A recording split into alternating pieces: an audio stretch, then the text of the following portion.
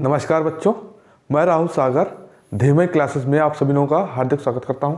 दोस्तों, आज के वीडियो में हम लोग उत्तर प्रदेश के वन एवं वन्य जीव के बारे में डिस्कस करेंगे, जिसमें 6 तरह से प्रश्न पेपरों में अभी तक बन के हुए आए हैं।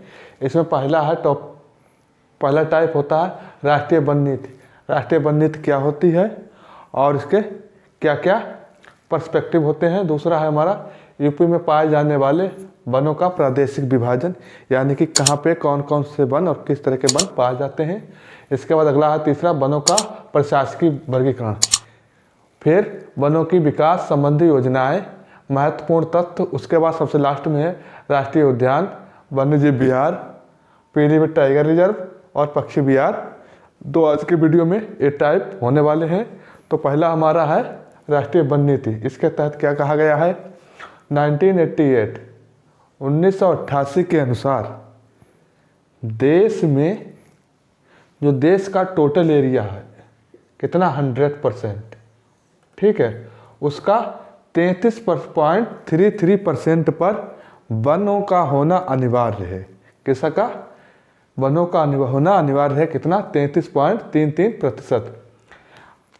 जहाँ पर पर्वत वाला क्षेत्र होगा वहाँ पर 60% की मात्रा में होने चाहिए, और जहाँ पर मैदानी भाग है वहाँ पर 25% की मात्रा में होना चाहिए।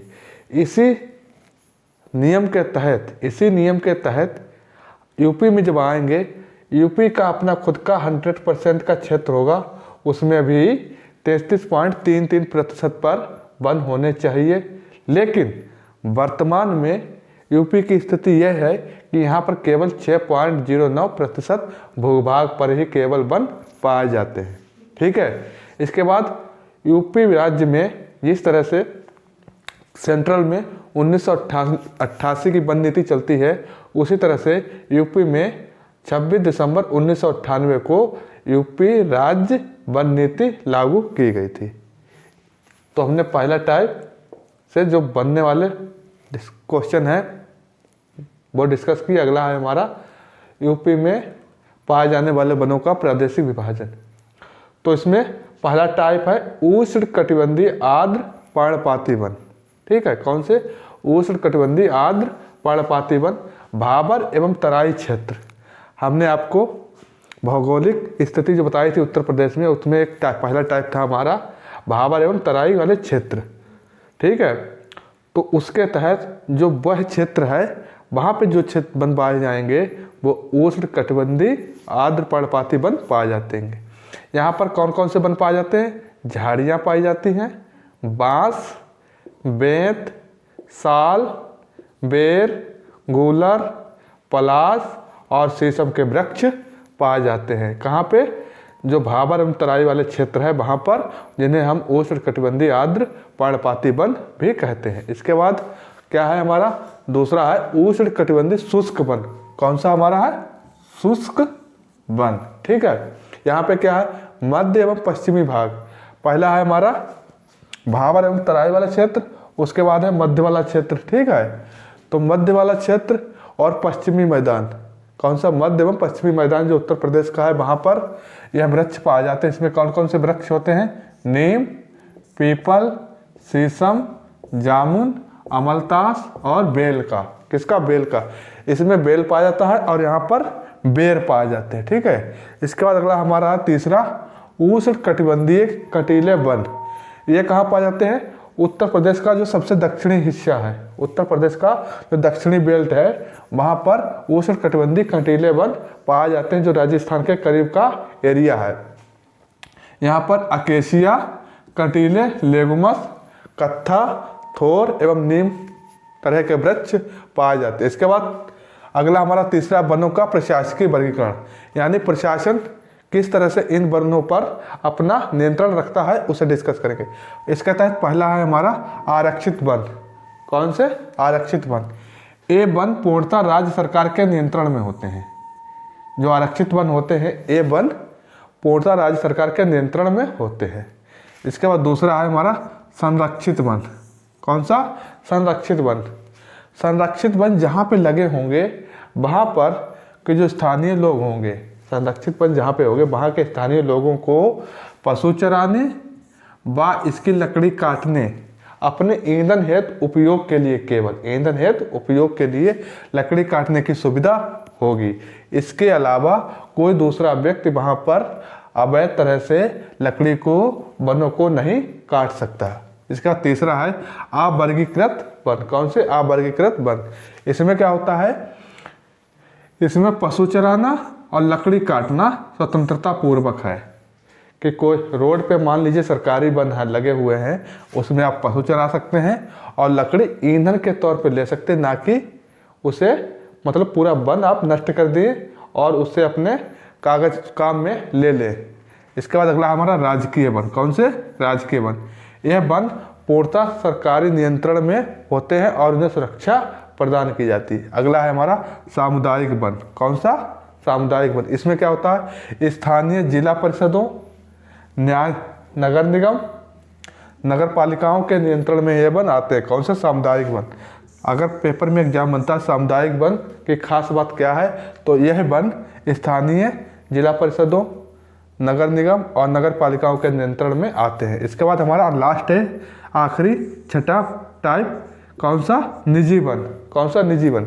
वह व्यक्ति अपने आप स्वयं लगाता है और व्यक्ति का उस पर व्यक्तिगत लोगों का अधिकार होता है इसमें। ठीक है। और इसके बाद हमने तो यहाँ तक डिस्कस कर लिया। कहाँ तक? तीसरा, वनों का प्रशासकीय वर्गीकरण। अब इसके बाद देखेंगे वनों की विकास संबंधी योजनाएं कौन कौन सी चलाई गई हैं, महत्वपूर्ण तथ्य कौन से हैं तथ्य, और राष्ट्रीय उद्यान, वन्यजीव विहार, पीलीभीत टाइगर रिजर्व और पक्षी विहार से क्या क्या फैक्ट बनने वाले उन्हें हम डिस्कस करेंगे इसकी अगली स्लाइड में। ठीक है बच्चों। इसके बाद अगला हमारा है वनों की विकास संबंधी योजनाएं, यानी वनों से रिलेटेड कौन कौन सी योजनाएं उत्तर प्रदेश में चलाई गई हैं। तो पहली है हमारी ऑपरेशन ग्रीन योजना। कौन सी? ऑपरेशन ग्रीन योजना 1 जुलाई 2001 को यह लागू की गई थी उत्तर प्रदेश में।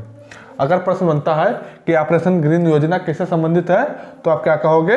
वन से संबंधित है, जो कि 1 जुलाई 2001 को चालू की गई थी। इसका अगला हमारा उत्तर प्रदेश वानिकी परियोजना। यह 19 मार्च 1998 को लागू की गई थी। इसे विश्व बैंक के सहयोग से, किसके? विश्व बैंक के सहयोग से लागू किया गया था। इसके बाद अगला हमारा है संघन वृक्षारोपण योजना। कौन सा? संघन वृक्षारोपण योजना। यह 2005 से 2006 के बीच शुरुआत की गई इसकी। अगला है हमारा बांस रोपण एवं वन सुधार योजना।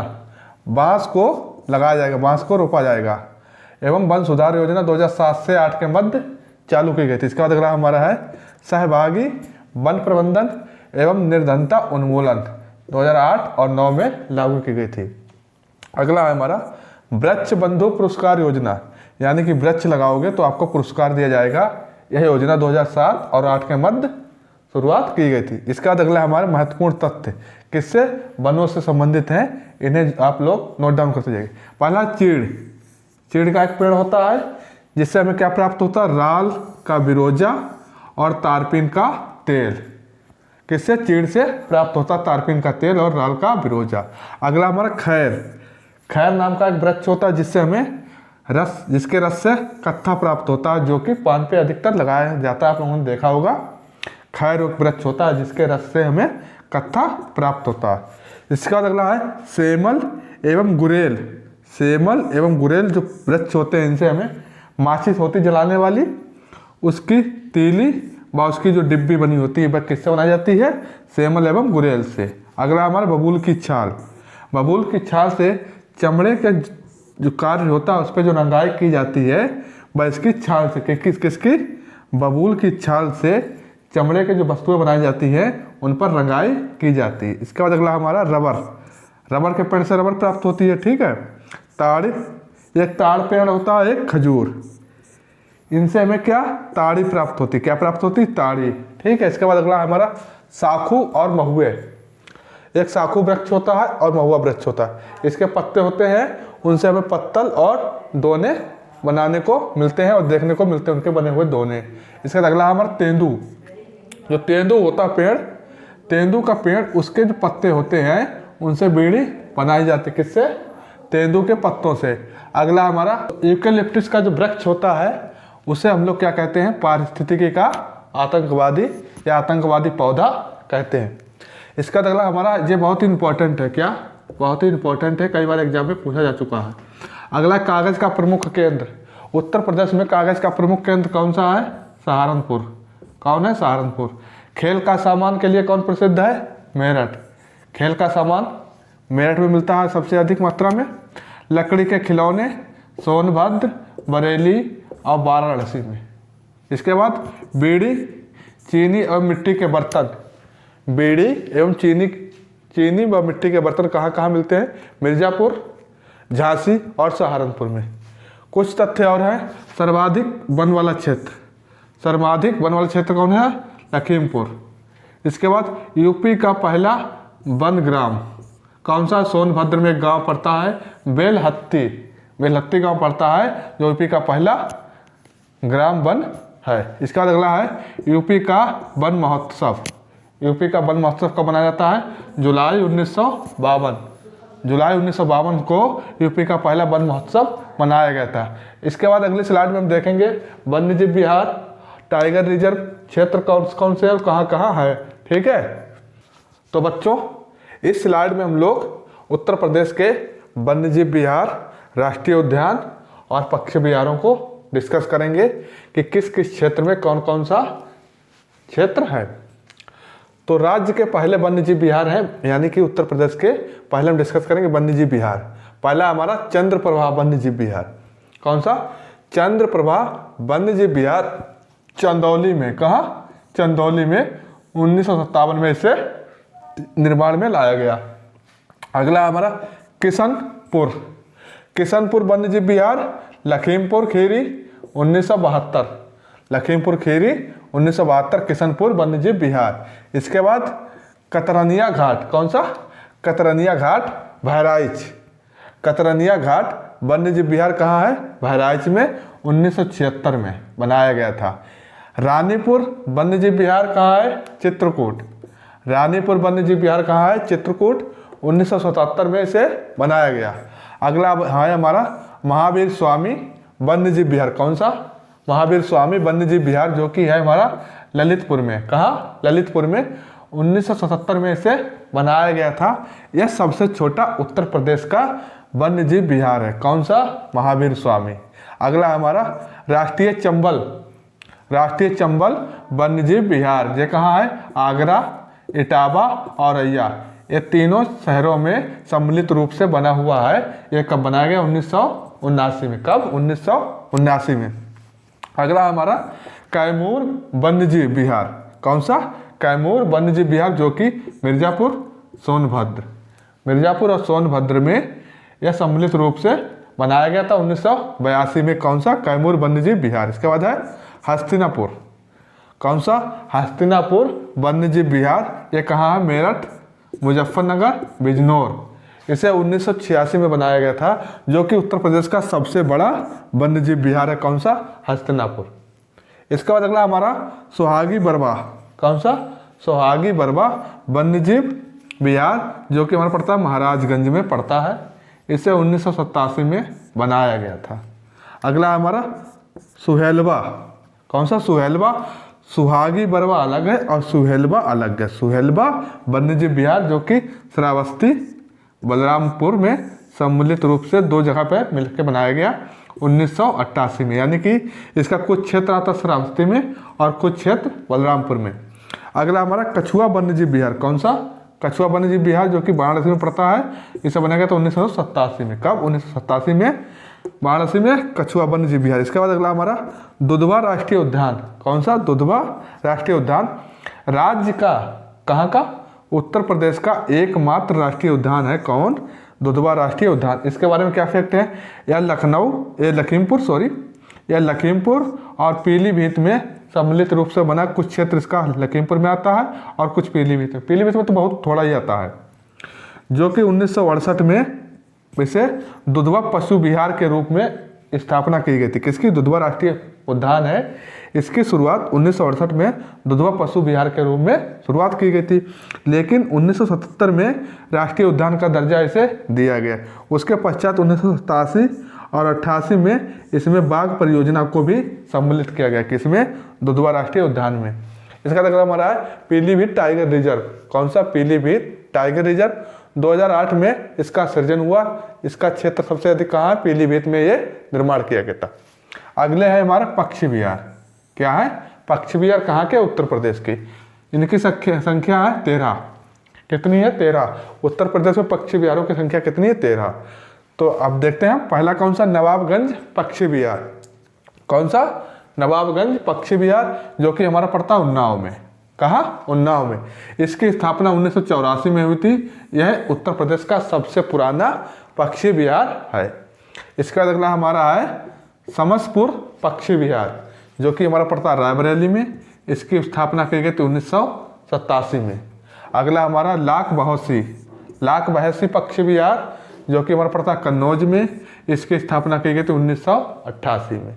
अगला है सांडी पक्षी विहार, जो कि हमारा पड़ता है हरदोई के क्षेत्र में, और इसकी स्थापना की गई थी 1990 में। अगला है हमारा बखीरा पक्षी विहार। यह पड़ता संत कबीर नगर में। बखीरा संत कबीर नगर में पड़ता है। इसकी स्थापना 1990 में की गई थी। इसकी भी स्थापना।